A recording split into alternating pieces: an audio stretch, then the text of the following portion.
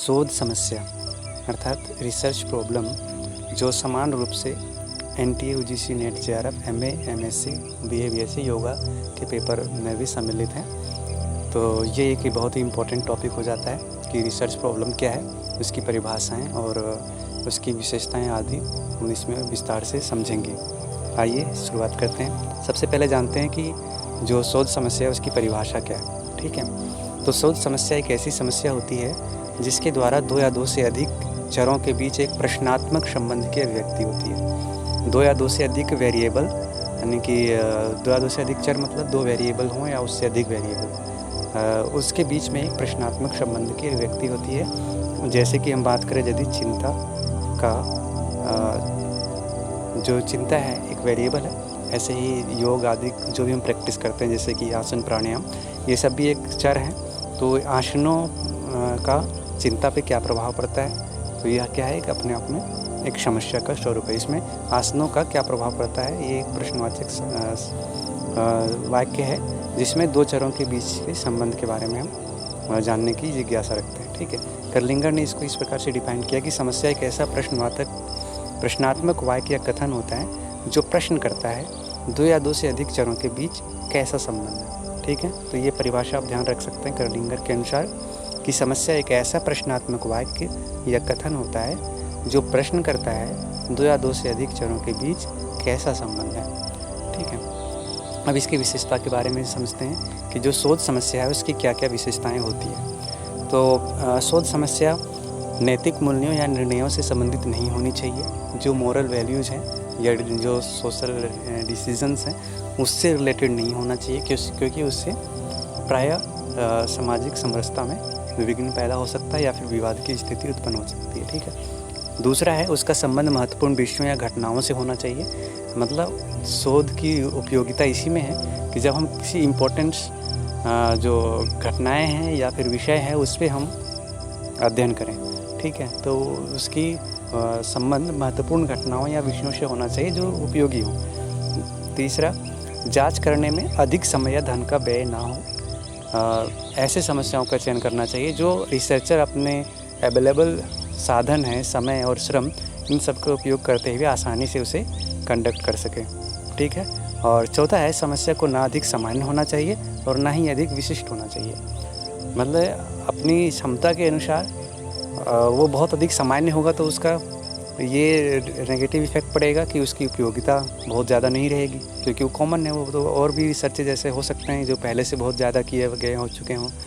और अधिक विशिष्ट होगा, मतलब जो अत्यधिक विशिष्ट होने का मतलब ये है कि वो अधिक विशिष्ट परिस्थितियों की डिमांड करेगा, समय श्रम भी अत्यधिक लगेंगे फिर उसमें, और जन सामान्य के समझ के अनुरूप भी कितना वो संपन्न हो पाएगा ये भी उसकी गारंटी नहीं होती है। ठीक है, तो इस प्रकार से एक अच्छे शोध समस्या के निर्णय हेतु इन सभी चीज़ों का ध्यान में रखना आवश्यक है। अब शोध समस्या के प्रकार कौन कौन से हैं, तो पहला तो एक है समाधेय समस्या और दूसरा असमाधेय समस्या।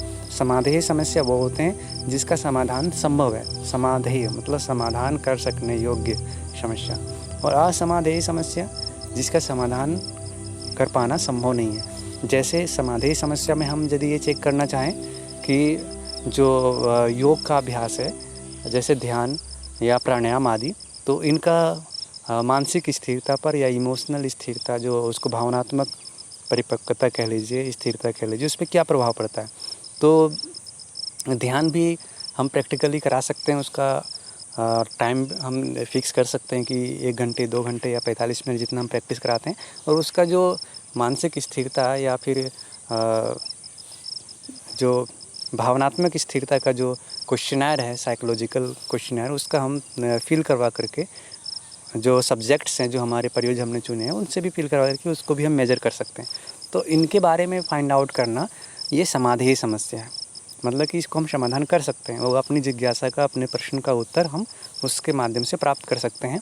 वहीं कुछ समस्या ऐसी होती है जो असमाधेय है। असमाधेय समस्या कौन है, तो जैसे हम ये जानना चाहें कि ईश्वर कैसा है, कहाँ है, तो इसके बारे में हमारे पास अभी कुछ ऐसा एप्रोप्रिएट टूल्स नहीं है जिससे हम उन चीज़ों को मेजर कर सकें और प्रमाणिक रूप से वैधता पूर्वक विशेषणता के साथ हम उसे किसी खास निष्कर्ष पे पहुंच सकें। सैद्धांतिक रूप से जो टेक्स्ट है उसके अलावा हम विद रेफरेंस भले ही कुछ कह पाएँ, उनके अनुसार हम कोटेशन दे सकते हैं, परंतु एज ए रिसर्च हम उसको कंडक्ट करके प्रैक्टिकली प्रूफ नहीं कर सकते अभी तक के अवेलेबल जो टूल्स हैं उनके माध्यम से, ठीक है। तो ये असमाधेय हो जाएगा, मतलब ऐसा कोई भी चीज़ जिसको प्रूफ करने के लिए, जिस रिसर्च को कंडक्ट करने के लिए हमारे पास कोई ऐसा साधन नहीं है जो उसको मेजर कर सके या उसका एनालिसिस संभव हो, तो वो असमाधेय समस्या आएगा, इसके अंतर्गत आएगा, ठीक है। तो हम शोध समस्या चयन करते समय हम इस वाले कैटेगरी समाधेय समस्या को सेलेक्ट करते हैं, ठीक। आगे बात करते हैं कि शोध समस्या के प्रमुख कारण क्या हैं, यानी कि शोध समस्या का जो कारण है वो क्या क्या होते हैं। तो इसमें मुख्यतः 3 कारण होते हैं। पहला तो समस्या में असंरचना। समस्या ऐसा होता है कि अनस्ट्रक्चर्ड होते हैं और सुसंगत आंकड़ों का संग्रहण की संभावना। अब उसमें और हमें क्या देखना होता है कि उससे संबंधित जो आंकड़े हैं, मतलब डेटा है, जो हमने समस्या लिया, जैसे कि अभी हमने कहा कि चिंता, तनाव या फिर भावनात्मक स्थिरता, ये सारी उस पर योगों का क्या प्रभाव पड़ता है। जो अलग अलग योग के स्वरूप हैं, जैसे कि अंग हैं, उनको कहिए कि जो योग के अलग अलग जैसे अंग हैं, चिंता तनाव को प्रभावित करने वाले, जैसे ध्यान है, प्राणायाम है, आसन है, मंत्र जप हैं, इन सारी चीज़ों का जो प्रभाव हम मेजर करना चाहते हैं, तो उनके लिए सुसंगत आंकड़े हम कैसे कलेक्ट करेंगे, वो भी होना इसके लिए ज़रूरत है, ठीक है। अपर्याप्त परिभाषित पद इनके कारण है समस्या का, कि कुछ चीज़ें ऐसी होती है जो अपर्याप्त रूप से अपरिभाषित हैं। जैसे कि मान लीजिए जो सिद्धांत है हमारे योग के टेक्स्ट में या फिर अन्य जिस पे आप रिसर्च करना चाहते हैं, तो वहाँ भी बहुत सारी चीज़ें अपरिभाषित रूप से है, बहुत ज़्यादा क्लियरली डिफाइंड नहीं है। ऐसे में भी शोध समस्या के चयन में कठिनाइयाँ महसूस होती है। और ये हो गया। नेक्स्ट अब आगे आते हैं कि शोध समस्या के उद्भव के स्रोत। तो पीवी यंग के अनुसार इन्होंने कहा है कि शोध समस्या कहाँ से हम प्राप्त कर सकते हैं, एक बेहतर शोध समस्या कैसे हम निर्माण कर सकते हैं, इसके क्या स्रोत हैं। तो इसके बारे में वो कहते हैं कि एक तो पहला है कि पुस्तकालय स्रोत। कोई भी समस्या को डिसाइड करने के लिए, मतलब शोध समस्या जानने और उसको एक अच्छे उपयुक्त समस्या का निर्माण करने के लिए हम पुस्तकालय में जाते हैं और उससे संबंधित ग्रंथों को हम अवलोकन करते हैं, रिसर्चेज को पढ़ सकते हैं और उसके बाद हम किसी उपयुक्त समस्या का चयन करके अपने इंटरेस्ट और सोशल इम्पोर्टेंस को ध्यान में रखते हुए, जैसे कि शोध समस्या की विशेषता में हमने पीछे बताया था कि शोध समस्या की क्या विशेषताएं होती है, तो उसके अकॉर्डिंगली हम पुस्तकालय में जो अवेलेबल पुस्तक्स हैं, जितने भी सारे पुस्तक हैं या वो लिटरेचर्स के अलावा जो रिसर्च हैं, उन सब का अवलोकन करने के बाद एक उपयुक्त समस्या का हम चयन कर सकते हैं। साथ ही दूसरा जो टाइप्स है व्यक्तिगत स्रोत।